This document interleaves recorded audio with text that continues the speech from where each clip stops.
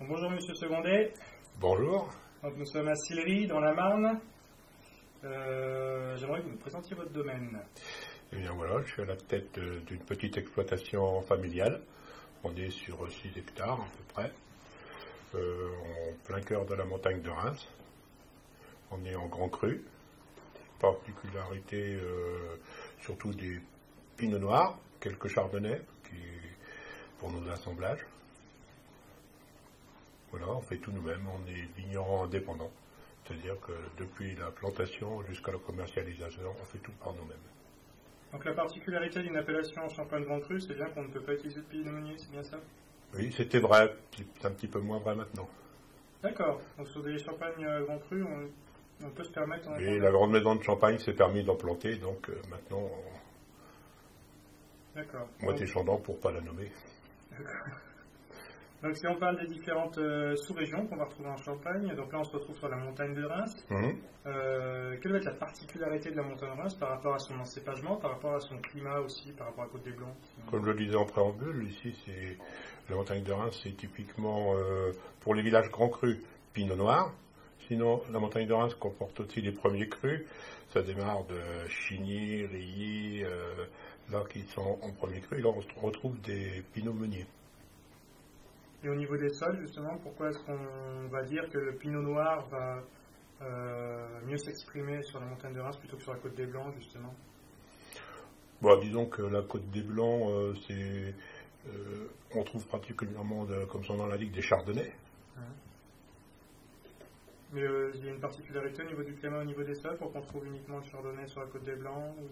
Parce qu'il cible bien, je pense que c'est la nature de la craie. Les deux sous-sols sont crayeux, mais ça ne doit pas être la même origine de la craie et le chardonnay s'exprime mieux sur la Côte des Blancs.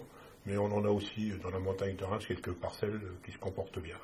D'accord. Et au niveau gustatif, quand on a justement des champagnes qui sont plus issus de pinot noir que de chardonnay, et au contraire d'autres champagnes qu'on va appeler blanc de blanc, au niveau gustatif, quels vont être les gros traits, les grosses différences sur ces deux champagnes?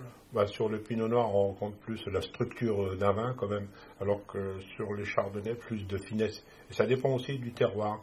Je vois les chardonnays que vous pouvez découvrir sur Sillery, c'est pas les mêmes qu'on peut découvrir dans la Côte des Blancs, au Ménil ou autre. D'accord, c'est-à-dire?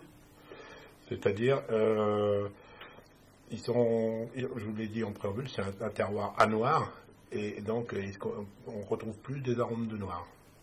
Même en chardonnay. D'accord, même si c'est en chardonnay. Oui. D'accord.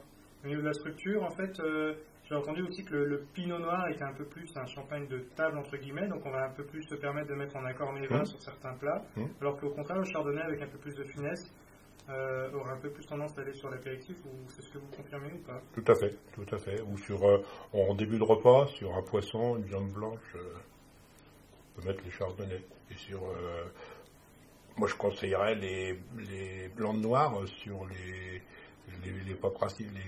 plat principal. D'accord. Et quand on trouve aujourd'hui, de plus en plus, on trouve des cuvées en 100% Pinot Meunier. Moi je trouve même des cuvées millésimées parfois. Quels sont les gros caractères par rapport à un pinot noir ou même par rapport à un chardonnay? Le meunier a l'avantage de vieillir beaucoup plus vite. Donc c'est des vins qu'on peut boire plus frais, plus jeunes. D'accord. Donc c'est-à-dire que pour vous, le champagne, ça peut se conserver? Oui, tout à fait. Une fois embouteillé? Oui. D'accord. Parce que souvent on parle d'oxydation par rapport au muselet qui donnerait un... Faut les mettre au fond de la mer, un bateau, comme Clicquot. On n'a pas de problème d'oxydation. D'accord. Non, si on veut le garder, il est préférable de le garder avant de le dégorger. Sinon, il faut faire un bon choix de bouchon et l'enfoncer peut-être un peu plus pour qu'il y ait moins d'échanges, pour qu'il ne s'oxyde pas trop vite. D'accord. Justement, pour parler un petit peu de la conservation du champagne, on a souvent le cas de personnes qui n'ont pas la chance de tout de suite finir la bouteille de champagne une fois qu'elle est ouverte. On a des légendes qui courent avec des petites cuillères de champagne. On a d'autres légendes... c'est une belle légende. Justement, vous pouvez nous en parler alors de cette histoire? La petite cuillère? Oui, la petite cuillère. Ouais, ça coûte rien, mais ça a été démontré que ça servait strictement à rien. D'accord, mais en fait, ça marchait comment? Quels étaient les arguments comme quoi? La théorie, c'est que le gaz carbonique étant plus lourd que l'air, la forme de la petite cuillère le faisait tourner à la sortie du goulot et qui retombait au fond. En fin de compte, ça ne s'est pas révélé exact dans les études qui ont été faites sur ce sujet. Donc on perdait, quoi qu'il en soit, tout le gaz carbonique. Voilà. D'accord. Faut mieux la boire. Oui, voilà. Parce que moi, ce qui me chagrine quand la bouteille de champagne est ouverte, c'est de la laisser dans la porte du frigo, parce que la porte du frigo, on a tendance à l'ouvrir et à la fermer un peu toute la journée. Oui. Comment vous faites, vous, quand vous avez une bouteille de champagne ouverte? Vous avez un frigo spécifique ou... Non, pas du tout. Un frigo comme tout le monde. Voilà. Parce qu'il y a beaucoup plus de monde qui boit chez nous, donc les bouteilles ne restent pas longtemps en vidange. Et dans ce cas-là, pour les particuliers, bien que je ne suis pas trop pour, mais il faut qu'ils ouvrent des demi. D'accord. Et vos meilleurs souvenirs en termes de dégustation, si on parle de millésime en Champagne, qu'est-ce qu'on peut citer? Beaucoup d'années en neuf, les 89, c'est un très beau millésime. D'accord. Pour monter beaucoup plus loin, les 59, c'était magnifique, c'est du très beau millésime. D'accord. 2009, ce sera beau aussi. D'accord. Et moi, je vois également, sans parler de millésime, on va parler un peu de vinification. Je vois de plus en plus de champagnes qui sont passés en fût de chêne. Vous en pensez quoi, vous? Faut faire attention de ne pas vendre du jus de bois. Un léger boisé, à côté vanillé, ça peut être flatteur sur certaines cuvées.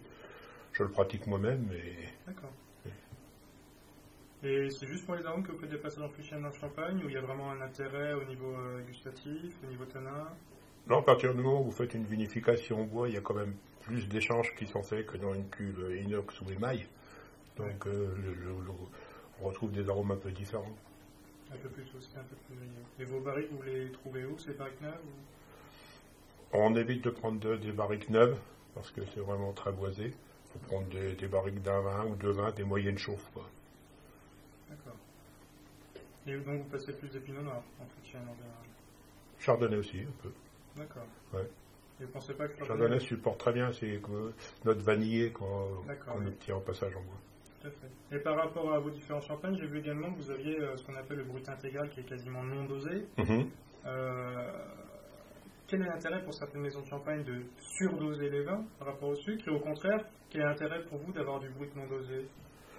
D'avoir un brut non dosé, c'est une preuve comme quoi on est capable d'élaborer un produit qui suffit à lui-même, quoi. Il n'a pas besoin d'être maquillé.